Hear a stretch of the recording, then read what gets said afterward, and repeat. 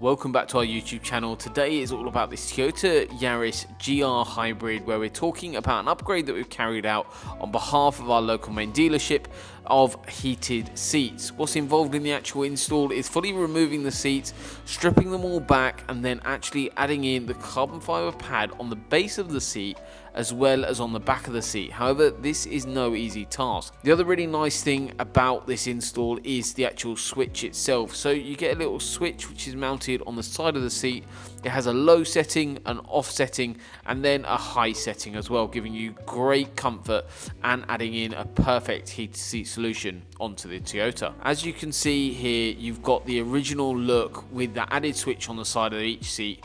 This is a combination package we do for the front seats of the vehicle. So if you're interested in having something like this installed, all of our contact details is in the description below. So make sure you go check all of that out, and also check out our website where we've got a little bit more info.